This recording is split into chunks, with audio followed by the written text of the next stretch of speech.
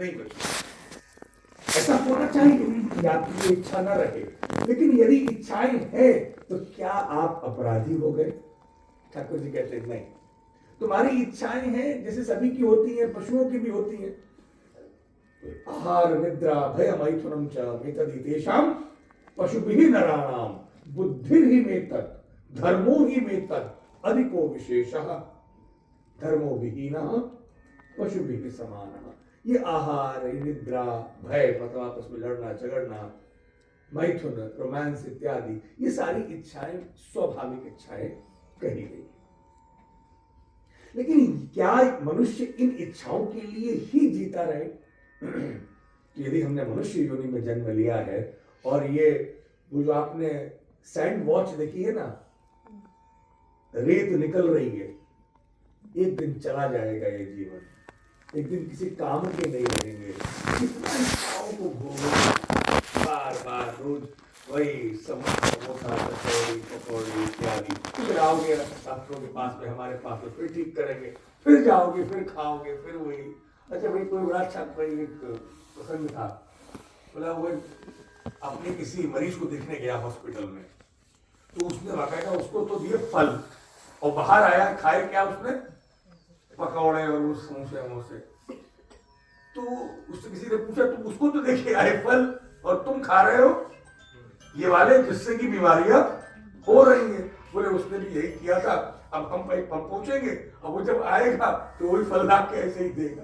तो ये सब जानते सभी हैं, इच्छाओं के जीवन को जीने के लिए ठाकुर जी मना नहीं कर रहे, लेकिन ठाकुर जी ये कहते हैं कि इसके आगे एक और जीवन है, और वो है कि आप बस जैसा आपको नियत कर्म दिया गया है, जिसको कर्तव्य का नाम है, वह करते चले जाओ। जाहि विधि राखे राम ताहि विधि रहिए। कभी कभी आपकी इच्छाएं पूरी हो भी सकती हैं, और कभी कभी हो सकता है कि आपकी इच्छाएं के अनुसार जीवन नहीं चले। तो यदि आपका जीवन आपकी इच्छाओं के अनुसार नहीं चल रहा है तो आपको रुकना नहीं है, क्योंकि कर्मण्येवाधिकारस्ते मा फलेषु कदाचन।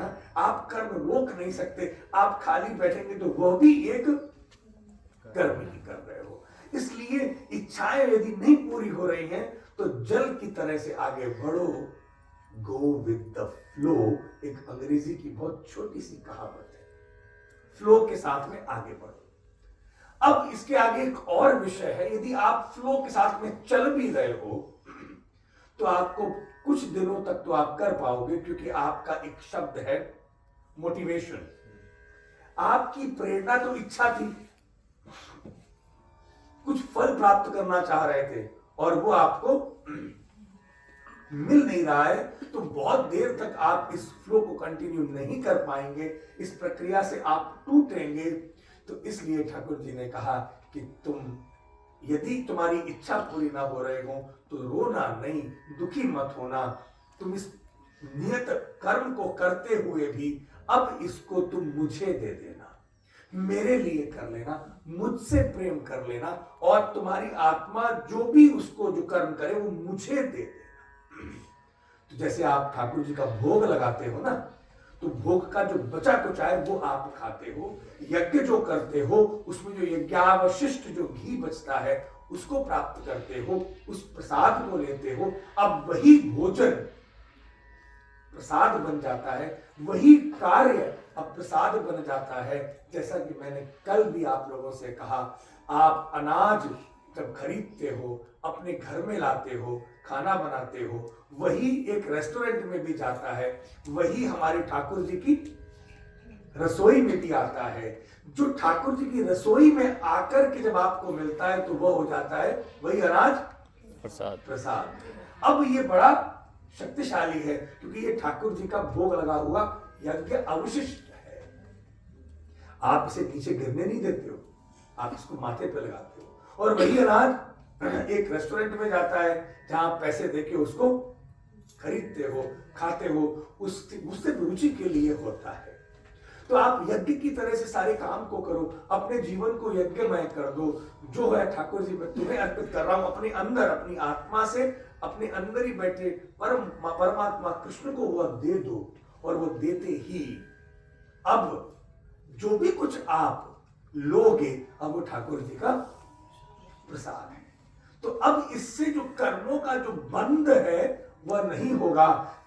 पूर्व जन्म कृतम पापे व्याधि रूपेण जायते, ये कर्मों का खेल से कोई बचा नहीं है।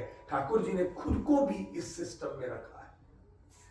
अब चाहते तो 14 वर्ष के वनवास के लिए जाते क्या, वो तो कह सकते थे, और कहते तो कौन नहीं मान लेता। क्या दशरथ जी मना कर देते कि की बात को मैं नहीं मानता हूं, लेकिन उन्होंने उसको स्वीकार किया। कर्म के खेल से भागे नहीं, नियत का खेल, जो कर्म मिला है उसको किया। अब आप नियत के कर्म पर चले, लेकिन ये आगे इसको रोकना है ना, ये जो चल रहा है बार बार का जो कष्ट आपके जीवन में, तो अब जो भी कुछ करो अपने अंदर के मनोविज्ञान को ऐसा बना दो कि वह आप अपने लिए नहीं बल्कि ठाकुर जी के लिए कर रहे हो, और प्रसाद रूप में उसका जो फल मिले वो आपको स्वीकार है। यदि इससे भी आगे बढ़ना है तो एक और स्थिति है जिसको बोला है लोक संग्रह। अब आपकी यदि आत्मा संतृप्त है, आप कहते भैया मैं तो बिल्कुल संतुष्ट हो गया हूं, मुझे कुछ होना चाहिए, वो सब मिल गया हो, ठाकुर ने सब दे दियो, बच्चा अपने काम में लग गए और काम से चल रहे हो, अब मैं बस ठाकुर जी के शरण में आ गया हूँ, तो आप काम नहीं रोक सकते अभी भी। अब आप जो भी करेंगे वह होगा लोक संग्रह, अर्थात इस दुनिया को अच्छी तरह रखने के लिए काम करें। जीवे दया नामे रुचि यही हमारा धर्म। महाप्रभु जी ने ये गौड़ीय वैष्णव सिद्धांत बनाया है। जीव कल्याण के लिए, लोक कल्याण के लिए कार्य करें, आप सदैव इतिहास में जाने जाएंगे। आप सदैव इसी दुनिया में रह करके कोई भी कर्म बंध आपके ऊपर नहीं रहेगा। अब सारी जो क्रोनोलॉजी है कर्म की, ठाकुर जी ने बताई तीसरे अध्याय में। इसके बाद में जो विषय आता है वो बहुत अद्भुत है साहब, इसको बहुत ध्यान से समझना। ये आपके जीवन में एक बहुत बड़ा परिवर्तन ला सकता है।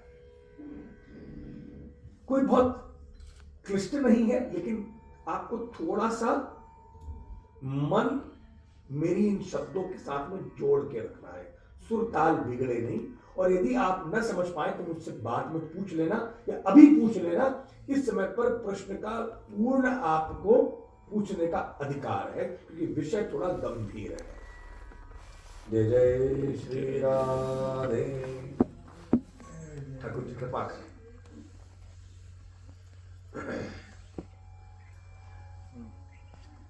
मैं आपको इसका उदाहरण दे रहा हूं, इस बात को जो बताना चाहता हूं, क्योंकि उदाहरण से आप अच्छी तरह समझ सकेंगे। वृंदावन का जो जियोग्राफिकल एनवायरनमेंट है, मतलब भूगोलिक वातावरण है, क्या वो कश्मीर से बेहतर है या नहीं? मेरा प्रश्न है। कश्मीर का वो जो वादियां, वो अद्भुत सुंदर पहाड़ियां, वो बहते हुए झरने, वो सुंदर सा एक स्वरूप, वो क्या आपको वृंदावन में कहीं दिख रहा है? सत्य में बात करें, नहीं। तो इसका मतलब है कि वृंदावन की प्रकृति रूखी है, खौर की जमीन, खारो पानी। यहां आप 6 महीना पुताई करो, सीमेंट झड़ जाए, यहाँ आदमी झड़ जाए, यहाँ पूछो मत।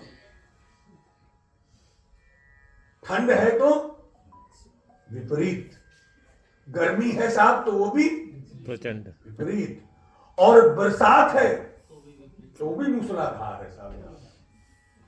और ठाकुर जी ने ऐसे स्थान पे जन्म लियो। अब यहां पे ठाकुर जी के आते ही ये प्रकृति में माधुर्य आ गया। अब जो यहां पर आनंद है वह कश्मीर में नहीं। वह, चलो कश्मीर तो हमारा अपना है, मैं उसको भी ठाकुर जी से मानता हूं। स्विट्जरलैंड की बात कर लेते हैं, चलो थोड़ा और ऊपर जाते हैं। भैया स्विट्जरलैंड में माना की सुंदरता बहुत होगी, वो ब्यूटीफुल पहाड़ियां, कहते ना कि इट्स हेवन ऑन अर्थ। हमारा वृंदावन स्विट्जरलैंड से भी ज्यादा सुंदर है, माधुर्य है, क्योंकि यहाँ पे कौन है? कण कण में ठाकुर जी की अनुभूति है। यहाँ रहते हैं, हमारे आश्रम में ही जो लोग रह रहे हैं, आप यहाँ पर बैठे हुए हैं, आपके मन को कैसी शांति मिल रही होगी। वही भोंपू बज रहा है रोड का और वही संकट है यहाँ, लेकिन फिर भी आपको एक ऐसी एक अनुभूति है जो आप शब्दों से नहीं कह सकते, लेकिन आपको कुछ लगता है कि हाँ, यहाँ बड़ा मन को थोड़ा सा सुकून तो मिल रहा। बस यही ठाकुर जी भगवत गीता में कह रहे हैं। ठाकुर जी कह रहे हैं कि एक है आपकी प्रकृति, जैसे वृंदावन की प्रकृति है ना, जैसे स्विट्जरलैंड की प्रकृति है ना, वैसे हमारी भी शरीरों की भी एक प्रकृति हो गई। किसी की वात प्रकृति है तो किसी की कफ प्रकृति है, पित्त प्रकृति है, किसी की रजोगुणी है, कोई तमोगुणी है, कोई साधु सतोगुणी है, कोई सत्व रज है, कोई रज तम है। ये प्रकृति है, और प्रकृति का मतलब होता है प्रकृति।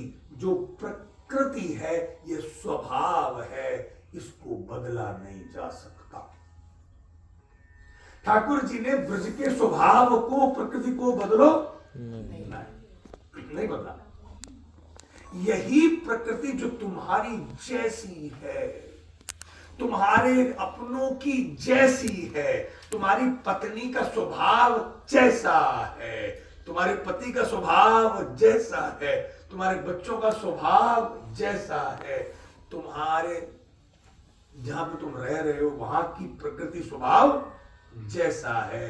ठाकुर जी कहते हैं पहले तो इसको स्वीकार करो। इतना अद्भुत शास्त्र 5000 साल पहले लिखा गया है, आज की बात थोड़ी है। तब जब विश्व में लोग